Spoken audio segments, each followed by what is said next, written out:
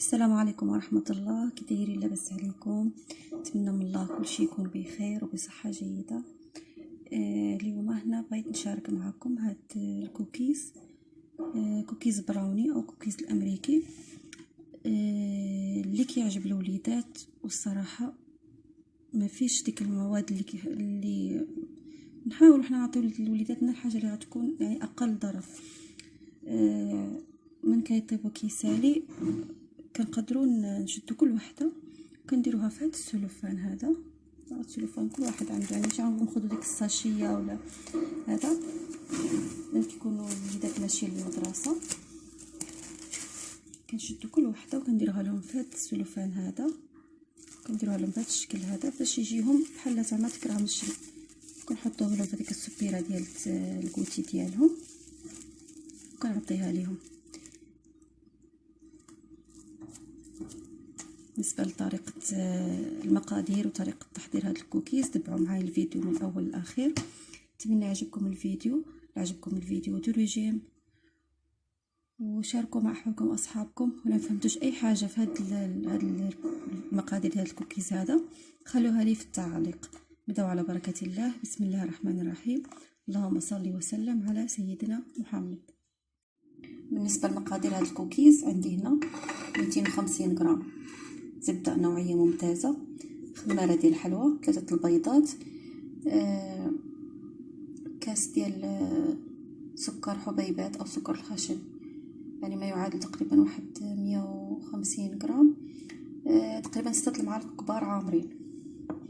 وعندي هنا تقريبا واحد 3 المعالق ديال الكاكاو الخام، الكاكاو المر اللي ما يكونش حلو، اختاروا نوعيه تكون ممتازه. درت انا هنايا واحد الكاس ديال الشوكولا اسود، شوكولا اسود يذوب. من بعد انا غنكبو، يعني غنبدا نكب المقادير هنا. قبيصه ديال الملح والدقيق حسب الخليط. ديما الدقيق ما كنديروش نتقيدوش به، حيت الدقيق كله هذا والنوعيه ديالته.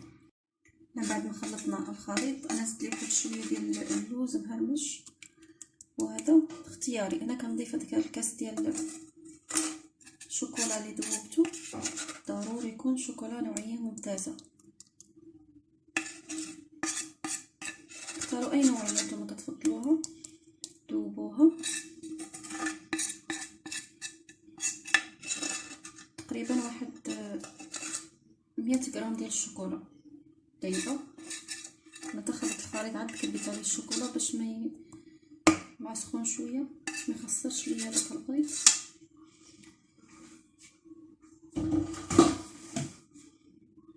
وهذا الكوكيز لاش غالي حيت ان المكونات اللي فيه هي اللي غاليه. هنا كنبدا نضيف الدقيق بالتدريج. كيتعجن بحال غريبه ماشي مشكل، واخا تعلقوا شويه ماشي مشكل، ماشي بحال الصابلي. المهم يجمع حولينا، ما يكونش تكونش العجينه قاصحه، تكون رطبه بحال غريبه نيشان.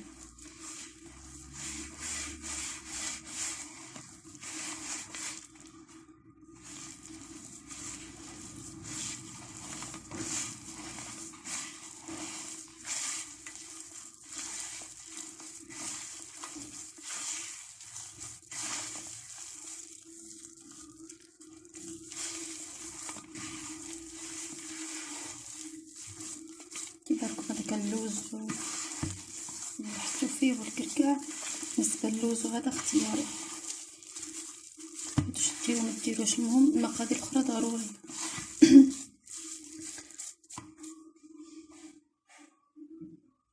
الدقيق ضروري يكون نوعيه ممتازه ديال الحلويات مغربل.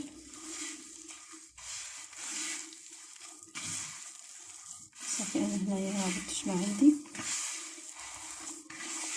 غنكون موجده واحد 150 غرام ديال النوازيت محمر ومقطع، 100 غرام شوكولا كوكيز باش غادي نزوق فيها هاد الكوكيز. هنا بالنسبه للنوازيت شديت واحد 150 غرام ديال النوازيت. حمرتها شويه في الفران ماشي بزاف باش ملي نجي نقطعو يتحيد لي القشره. هي ما تحيدش القشره كلها، غتبقى واحد شويه اصلا القشره ديالته بنينه. هنا عندي 100 غرام ديال شوكولا كوكيز حبيبات نوعيه ممتازه. كتشد كره من العجينه ماشي كبيره بزاف، صغيره، حيت هاد الكوكيز كيدير على حساب الوليدات باش من ياكلوه ما يبقاش غيعضو ويلوحو. هنا كنشد الكره كنغطسها في هاد النوازيت، كتهز ليا واحد القدر. كنحاول نزيد انايا هذا واخا يتشقق ماشي مشكل.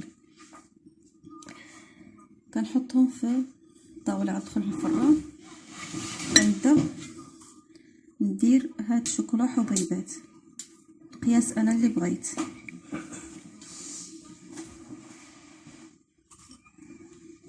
كنحاول